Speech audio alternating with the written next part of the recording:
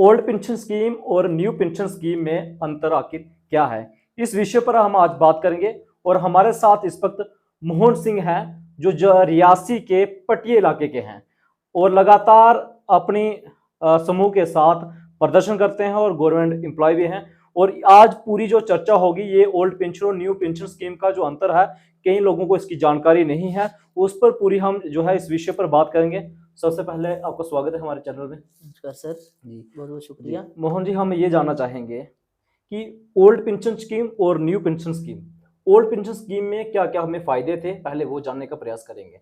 जी बहुत ही महत्वपूर्ण सवाल है आपका सर। जी मैं पहले परिचय दे दूं कि मेरा नाम मोहन सिंह है और मैं जम्मू कश्मीर यूटी का प्रेस एंड पब्लिसिटी सेक्रेटरी हूं अपनी यूनियन का, जिसका नाम national movement for old pension scheme है, जिसके राष्ट्रीय अध्यक्ष हमारे विजय कुमार बंधु जी हैं और हमारी यूटी के जो अध्यक्ष हैं मोहम्मद अशरफ शेख साहब हैं। जी तो हम लगातार ये प्रयास कर रहे हैं कि हम एम्प्लॉयज़ को इस चीज़ के बारे में एजुकेट कर सकें कि एनपीएस और ओपीएस में क्या अंतर जी है और जी एनपीएस जी कितनी ही खतरनाक है जी एम्प्लॉय के अब लिए। हम उसी मुद्दे पर आएंगे।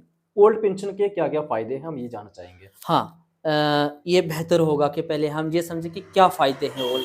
सर, ओल्ड पेंशन स्कीम में जितने भी एम्प्लॉय थे, जी जब वो रिटायर होते थे, तो वो उनकी लास्ट सैलरी जो होती थी, उसका जो बेसिक और डीए वाला पोर्शन होता था, जी उसका 50% उनको पेंशन के तौर पर मिलता था।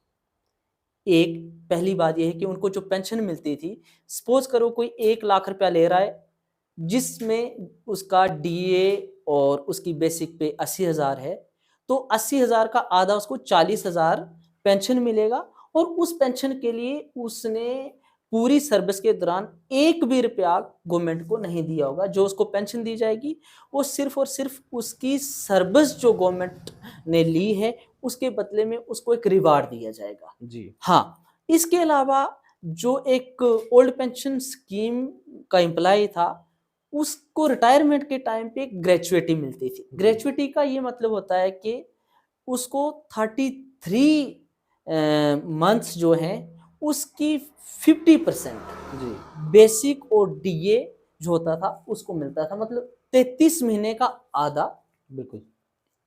मतलब करीब-करीब 16 दूनी 32, साढ़े 16 महीने की पे उसको टाइम ऑफ रिटायरमेंट मिलती थी। मान लीजिए अगर वो लाख रुपया पे लेता था तो जी 16.5 लाख उसको मिलता है और अच्छा जितनी बड़ी पे थी इतना ज़्यादा अमाउंट मिलता था। ये भी उसको एक रिवार्ड के तौर पर मिलता मिलता था था। कि एट अ टाइम बंदा रिटायर हो रहा है। रिटायरमेंट पे आज तो सर हम उस दौर में रह रहे हैं ना, जहाँ पे रिटायरमेंट के टाइम भी हमारे जो बच्चे हैं, वो सेटल नहीं होते जी हैं। उन मैं जी। वही सवाल है कि ये फायदे हैं ओल्ड पेंशन इसके स्कीम के। अलावा भी मैं बताना जी जी चाहता हूँ बताएं। कि ओल्ड पेंशन स्कीम में एक और प्रावधान था कि जीपीएफ एक फंड होता था। जी जीपीएफ में क्या होता है कि एम्प्लॉय को एक मौका दिया है, गवर्नमेंट ने दिया था कि वो अपनी पे से मुश्किल समय के लिए सेविंग कर सकता है। जी वो अपनी पे का जितना भी वो एफर्ट कर सकता है, वो सेविंग में रखता था, जिसको जीपीएफ अकाउंट होता था। जी जीपीएफ में गवर्नमेंट हर फाइनेंशियल ईयर में सूद देती थी, कहीं 7% 8% वो गवर्नमेंट जब फाइनेंस मिनिस्ट्री तय करती थी कितना जीपीएफ में रेट ऑफ इंटरेस्ट होगा,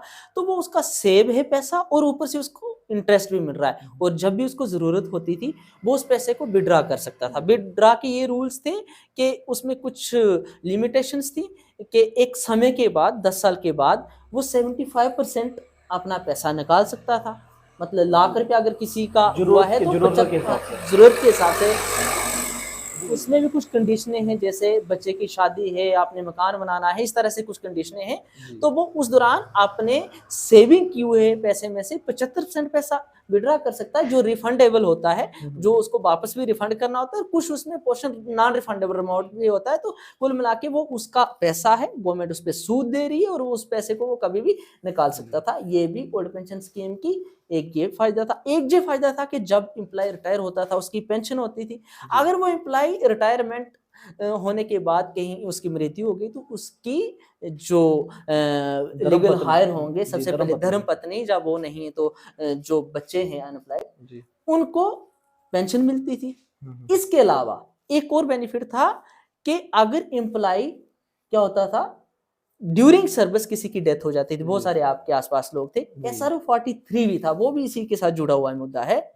वो उसका अगर भी फायदा मिलता था उसका उसके ये फायदा परिवार होता से था कि बेटे किसी को।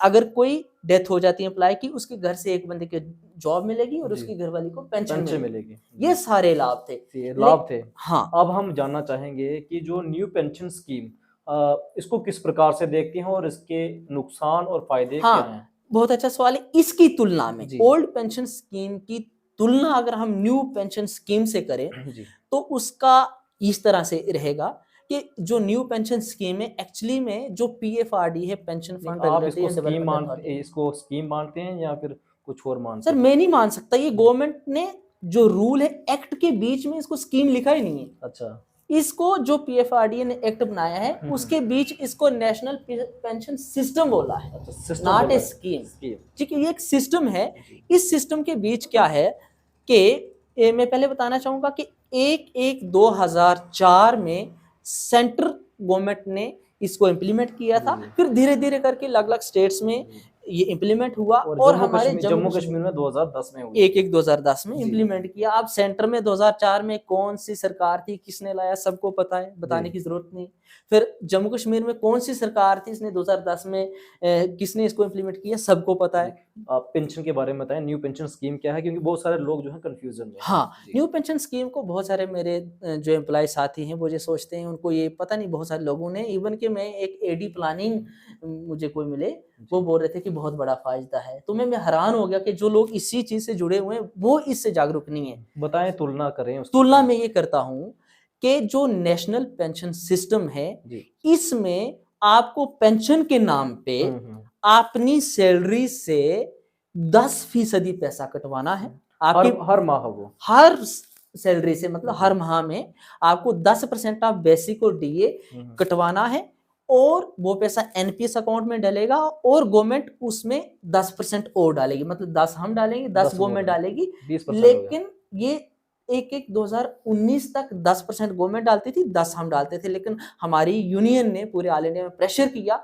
तो लोग फिर एम्प्लॉइज की प्रेशर में आके गवर्नमेंट ने उसको 14% कर दिए। अब 2019 में सेंटर में हुआ था, हमारे 2021 में आके हुआ। देखो जम्मू कश्मीर की हालत इस तरह से रहती है, जहां 2021 में आके अब हम 10% अपने पैसे कटवाते हैं और 14% गवर्नमेंट डालती है।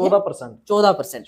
तो वो 24% पैसा है जो, तो वो पैसा कहाँ जाता है, वो जाता है शेयर मार्केट में। शेयर मार्केट में पैसा वो हमारा इन्वेस्ट होता है और उसमें जो रिटर्न आता है वो हमें मिलता है।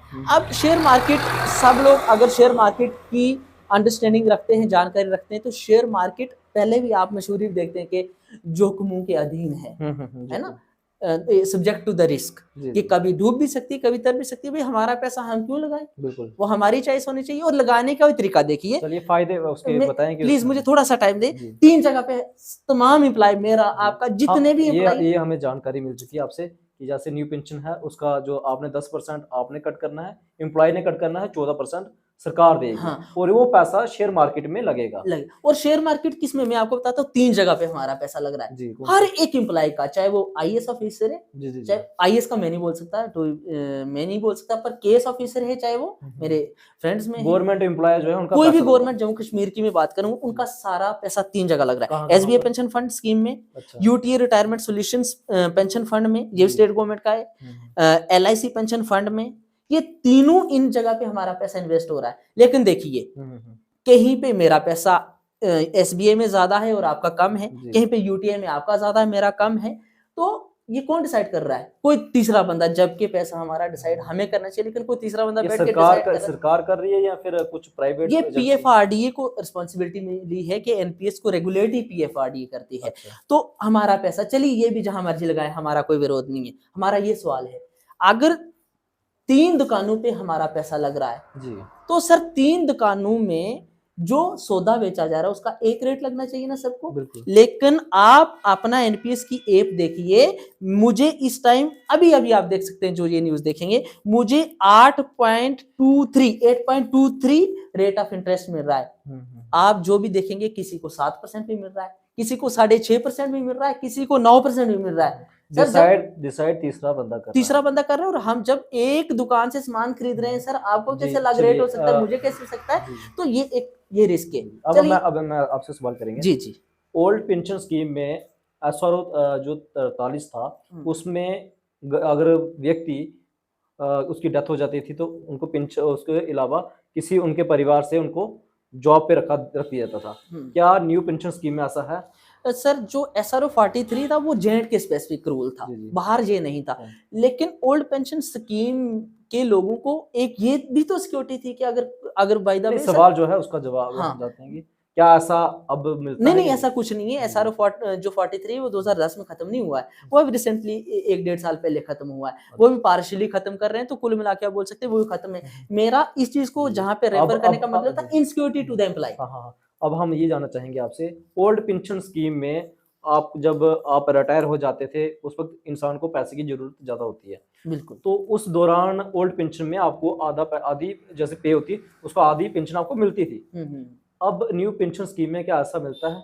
बहुत ही आपका बहुत ही संजीदा सवाल है, बहुत ही संजीदा सवाल है। मैं इसको इस तरह से देखता हूँ कि सर समाज में आज आप देख रहे हो हम इस दौर में रह रहे जहाँ पे हाईएस्ट अनएम्प्लॉयमेंट रेट है जी। आप देखिए कि पूरी आज आप सर्वे गवर्नमेंट का सर्वे देखिए कि सबसे ज्यादा अनएम्प्लॉयमेंट है इस टाइम पे।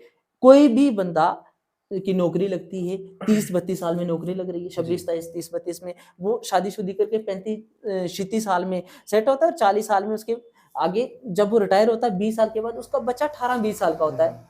और इधर हमें नौकरी 30 साल में मिल रही है, बच्चा उसका 20 साल का है, तो इट मीन्स कि वो अनएम्प्लॉयड रहेगा। बिल्कुल। टाइम ऑफ रिटायरमेंट जब होगा उस टाइम पे एम्प्लॉय ये फ्रस्ट्रेशन में होगा कि एक तो मेरी पेंशन नहीं है, दूसरा मेरे बच्चे को मैंने सेटल करना है, उसकी एजुकेशन का मैंने खर्चा उठाना है। ये सारे की सारी चिंता एम्प्लॉय के दिमाग में है। ये तो अब हमें समझ आ चुकी है जिसमें एनपीएस और ओपीएस में क्या अंतर था। अब हम आपसे एक और जो है जानकारी देना चाहते हैं। मोहन जी, इस वक्त जितने भी विभाग हैं उसमें दो जो है आपको बता दें, एक लीडर है और एक जो है ARO, उनको ही पेंशन दी जा रही है। हाँ। बाकी विभागों को पेंशन नहीं दी जा रही है, कैसे देखते हैं? सर मैं थोड़ा सा वक्त लेके एक बात कहूंगा, बड़ी सोचने की बात है। जब हिंदुस्तान आजाद हुआ था सबको पता देश गरीब था जी। आज इतनी देर जब देश गरीब 2004 तक गरीब ही था मान लेते हैं, आज हमारी इकोनॉमी एज पर government record service the fastest growing economy in the world, दुनिया की सबसे तेजी से इकोनॉमी हमारी ग्रोथ कर रही है। बिल्कुल। हम सबसे आगे, हम अमेरिका को क्रॉस करने जा रहे हैं, हम चाइना को क्रॉस करने जा रहे हैं। सर जब हमारी कंट्री गरीब थी तब एम्प्लॉयज को पेंशन मिल रही थी। आज हमारी कंट्री अमीर हो गई और एम्प्लॉयज की पेंशन काटी जा रही है।